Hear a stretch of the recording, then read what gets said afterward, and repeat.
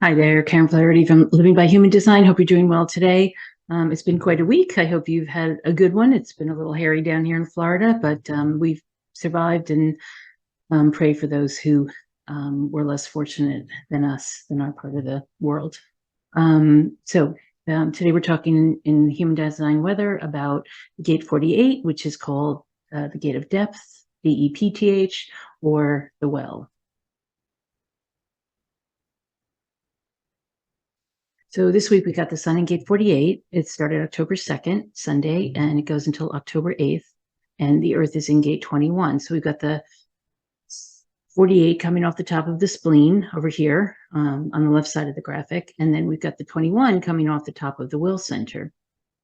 So we've got the 21 in the conscious earth all week, and we've also got the 45 coming, which has been in Mars for a while now. This creates an entire channel, and it's the channel of the money line. So everybody's going to have a defined will this week, and everybody's going to have the defined throat, and a motorized throat at that. So it makes everybody feel like they're manifestors again. The Mercury has just as of today gone direct, so there's no more Mercury retrograde, but we still do have those other planets in that are retrograde. All the outer planets are retrograde: Jupiter, Saturn, Uranus, Pluto, and Neptune.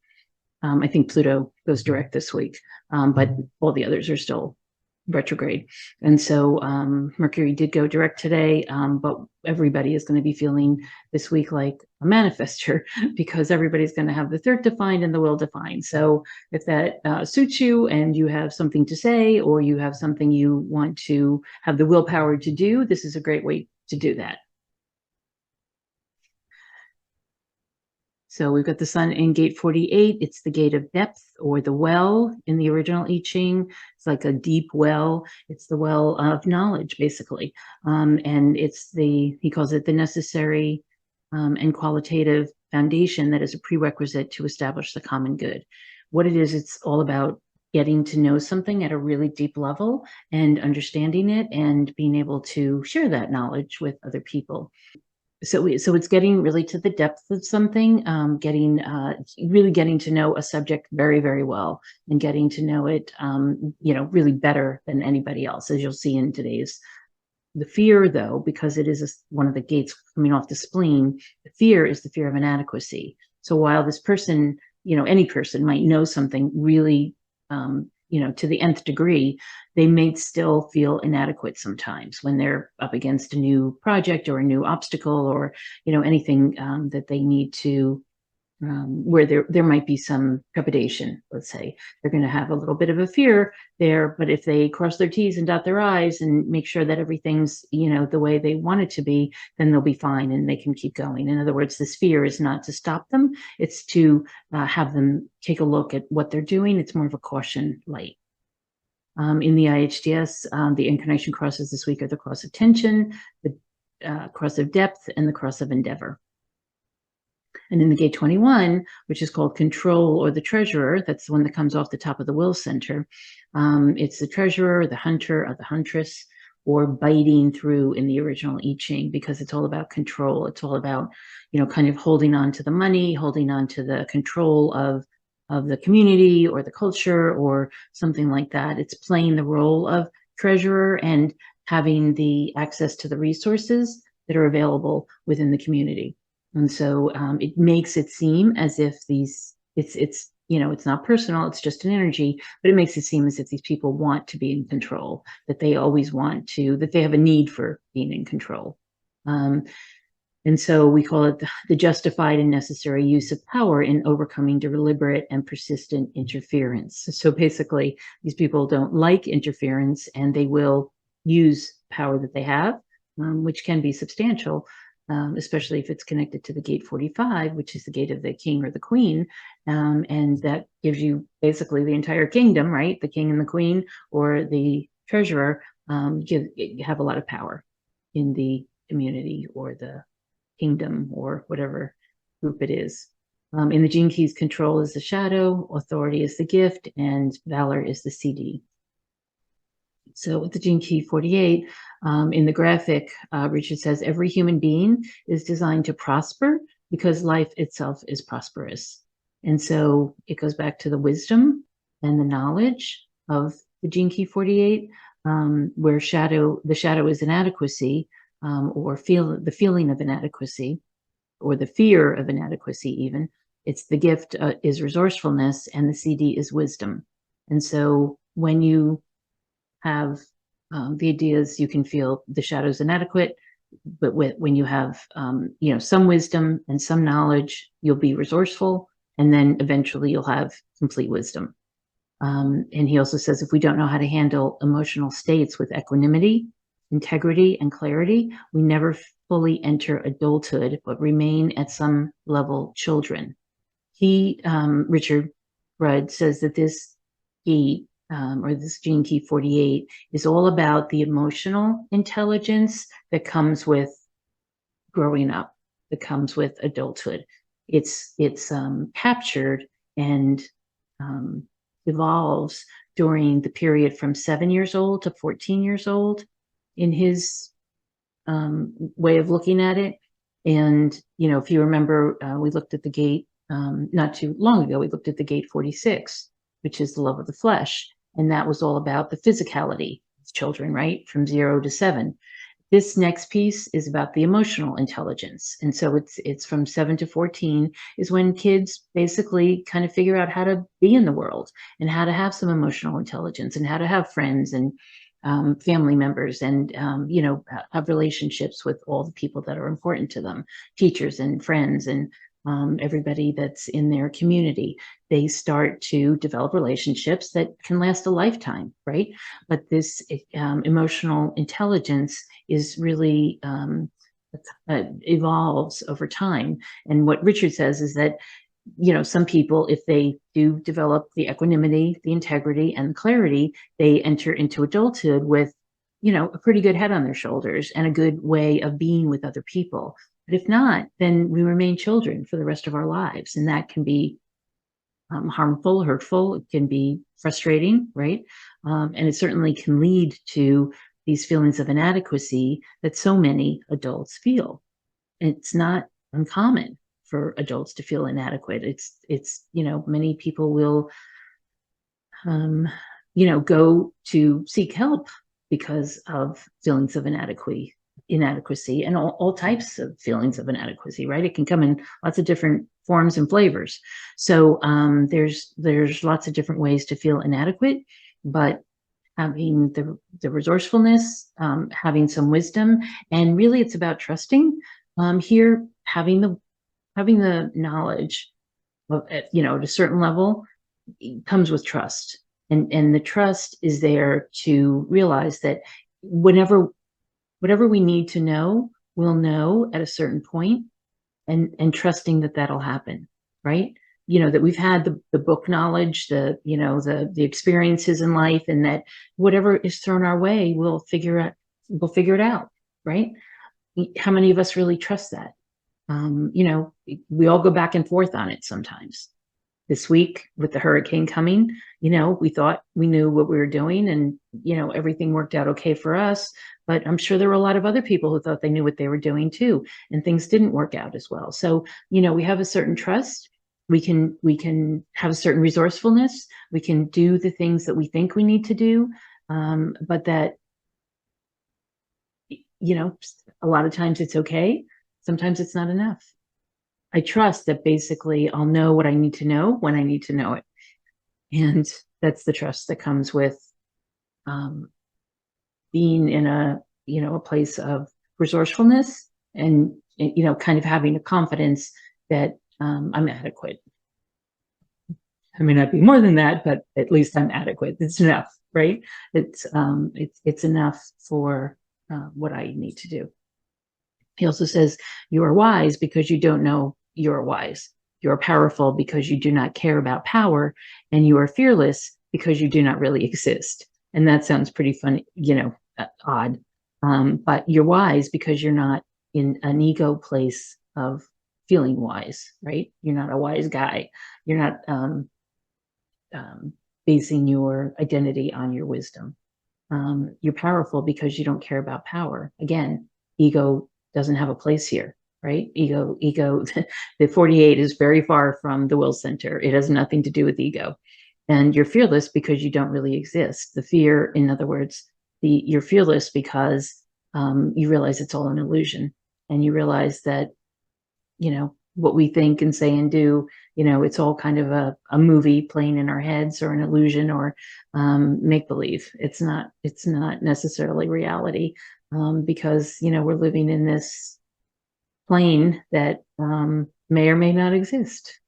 So, you kind of have to take it as lightly as possible, I guess, or with a grain of salt, and realize that we're all doing the best we can. And sometimes that's enough, and sometimes it's not.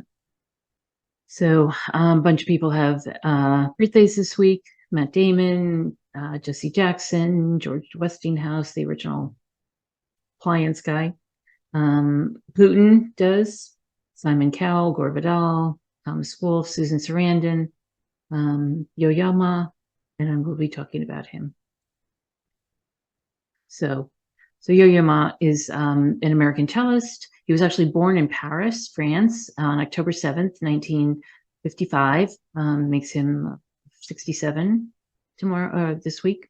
He's a manifester with a 5-1 profile, and he's got the left angle cross of Endeavor.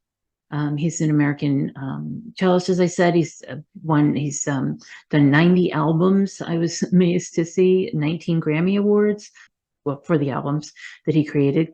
He's gotten the Presidential Medal of Freedom. He's been a messenger of peace to the United Nations since 2006. So he's considered a humanitarian. He's considered, one of the most influential people in the world by Forbes.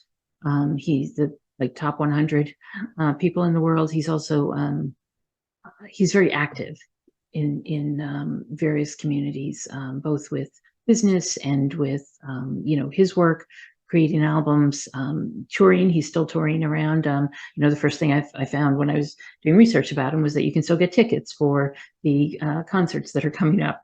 So he's still very active, and he's a manifester. So he has this 48 in his conscious sun, and again, this 48 is coming here off the top of the spleen, which he has defined. And he has it defined because he's got this entire channel, the 3254, which is all about transformation. And it's part of the business circuit. And so he's able to create a business and make a business, and he's very ambitious. And he's always been considered ambitious. He did, I should say, he was a child prodigy. While he was born in France to Chinese parents who had immigrated to France, he did come over to Juilliard. Well, by the time he was 4, he was considered a child prodigy, and so they enrolled him in classes and music school. And then he went to Juilliard in New York City, and he became an American citizen after that. And so a lot of his career has been in and around the United States, in New York City, and he's somebody who likes to show up at places. He shows up a lot with his cello, and his cello, by the way, is from 1733. It's a Montagnana, and it's worth $2.5 million. But he shows up with it lots of different places. So he's a character, and he's got a great sense of humor, and he is a humanitarian, and people just, they always talk about his generous nature, how much integrity he has, how he's, somebody who can be counted on. That I think comes, with the Root Center. He's very grounded, has this sustainable energy, and yet he's a manifester. So he's got the 2 motors defined, the Will Center and the Root Center. As I said, this 3254 is the channel of transformation, all about business. But so is the 2145, which goes from the throat to the Will Center and makes him a manifester because he doesn't have the sacral defined. And so he has a motorized throat. He is an ego manifester, and he can make decisions based on what he wants to do. And he does that. And fortunately, it's for all of us, it's been quite, it's worked out quite well for him. He's also got the 1156, which is the channel of the seeker, or the channel of curiosity. He's somebody who's always so he's turning 67 and he's just always wanting to learn more, do more, meet more people, do more concerts. He certainly could retire at this point, but he doesn't seem as if he's going to. He's in relatively good health from what I can tell. And he's, living his life. So this 11 and 56, I just mentioned it because the 11 is all about ideas and the 56 is about storytelling. And I would say that, he's got lots of ideas for ways to tell stories with his cello. And that's his way of being. He also has the 1, which is making a creative contribution to the world, which he certainly has. 31, always nice to have. That's the gate of influence. So when he does speak or when he does play his instrument, it's influential. He's got the 15, which is probably part of that humanitarian bent that he has, because it is all about the love of humanity, and the gate of extremes, which I always think helps with being on, if you're on the stage or you're traveling a lot to be on stage, this gate certainly helps because it's the kind of thing where he can have the extremes of nature that allow him to travel and play and, be in different hotel rooms every night, right? On a plane almost every day and moving around and still benefiting by this energy that he has that allows him to do that so that he doesn't need necessarily a rhythm like some other people do, which would be the gate 5 down here. He does have the gate 29, which is all about making commitments. And so once he makes a commitment, I'm sure he keeps it. He's got the 12. Oh, the 15 is actually in his moon. So the 15, being the love of humanity, it's what drives him. He's always giving concerts. He's always giving benefit concerts. He's always there to help. He's always there to lend a hand, and people appreciate that. He has the 50. He has the 50 down here in Neptune. So that's a bit of a spiritual influence for him in his career, which is all about values. And so again, he's very much about keeping the values of the community and making sure that he's helping people. He also has the 6 coming off the emotional solar plexus, and he does have an open emotional solar plexus. So he's someone who is not prone to emotional drama, for example. He doesn't have the emotional wave that goes up and down all the time. He's pretty, cool, calm, and collected, which helps when you're on the stage, I would imagine. He does have that open sacral, and so he is someone who's going to, go on tour, take some time off, make an album, take some time off, create, something in his philanthropic endeavors, and then take some time off. And he can do that at this point in his career. He definitely can. He was also said to have a lot of integrity, and he does have this gate of integrity here, the 26. He's got the 49, which is principles, another, kind of leaning toward integrity and keeping to his principles all the time. He's got the 53, so he likes to start a lot of new things. And let's see, and he's got the 43, which is all about breakthroughs. So he brings information in, gets inspired, and then has a defined ajna, which allows him to obviously hold on to a piece of music that he's ever played, which is why he gets on stage, and I've never seen him use music sheets. It's quite amazing. He has much of it committed to memory, and the 43 is all about breakthroughs. So that's Yo-Yo Ma. He does have the 60, which is the gate of evolution and growth in his Chiron. So after he became, after 50 years old, he has always been a seeker, but is even more so. And then 41 is all about creativity, and he's certainly about creativity. So happy birthday, Yo-Yo Ma. Hope you enjoy, and I hope you have a great week. See which things with this gate 48, see which things are worth pursuing, worth finding out more about, perhaps getting to the bottom of them, getting to the depth that will help you feel as if you're quite adequate in anything that you might have questioned. That's what this energy is about. And so I'm sure there are lots of things that you know and lots of things that you'd like to know. And maybe this is a good week to open a book or take a course or, just delve into something that will help you to feel more adequate in lots of different ways. So have a great week, and I look forward to seeing you soon. Take care.